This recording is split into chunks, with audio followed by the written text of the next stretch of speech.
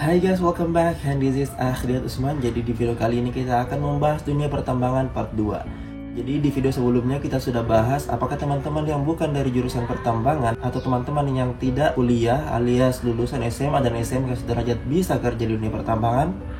Jawabannya bisa teman-teman.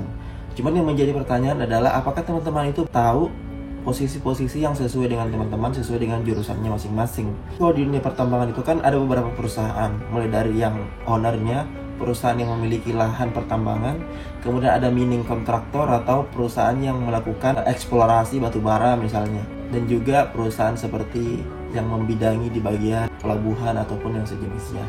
Tapi yang kebanyakan itu berada di mining kontraktor.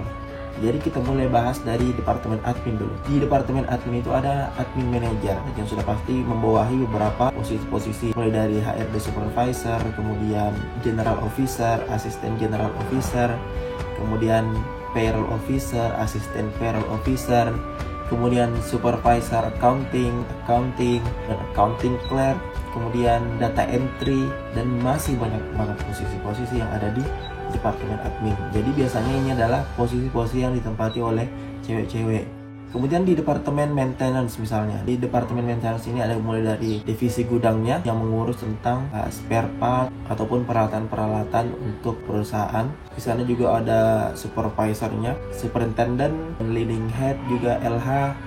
Kemudian ada foreman-nya, kemudian ada mekanik-mekanik, mulai dari mekanik alat berat, mekanik elektrik, mekanik DT, kemudian tireman yang untuk mengganti ban, welder, oilman, trackman, dan juga helper-helper mekanik, jadi yang membantu mekanik-mekaniknya tadi. Kemudian di departemen produksi ada beberapa, misalnya mulai dari mining engineer, kemudian supervisor, superintendent, kemudian foreman, mining foreman, kemudian mining clerk, CCR, kemudian operator-operator, mulai dari operator ekskavator, operator amfibi, kemudian operator doser, operator grader, kemudian driver DT, DHD, ataupun posisi seperti bagian pompa, survei, geotek, damen, checker, dan yang lain-lainnya. Jadi posisi-posisi seperti itu yang harusnya teman-teman ketahui dulu. Jadi akhirnya teman-teman bisa mempersiapkan diri, misalnya mau menjadi admin. Jadi teman-teman ikut kursus biar ada sertifikat komputer. Kemudian misalnya punya pengalaman organisasi, di mana di organisasi itu menjadi sekretaris misalnya, ataupun yang sejenisnya. Atau misalnya teman-teman mau menjadi driver, ya teman-teman harus punya SIM B2 umum misalnya, ataupun yang sejenisnya. Jadi setelah tahu posisi-posisi ini, teman-teman bisa mempersiapkan diri untuk melamar di posisi-posisi tersebut.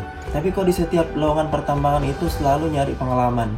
Terus bagaimana kalau kita belum punya pengalaman alias fresh graduate? Atau kita memiliki pengalaman tapi tidak sesuai dengan yang ada di dunia pertambangan tersebut? Apakah masih punya peluang? Kita bahas di video berikutnya. Jadi teman-teman jangan lupa untuk subscribe biar tidak ketinggalan video-video berikutnya.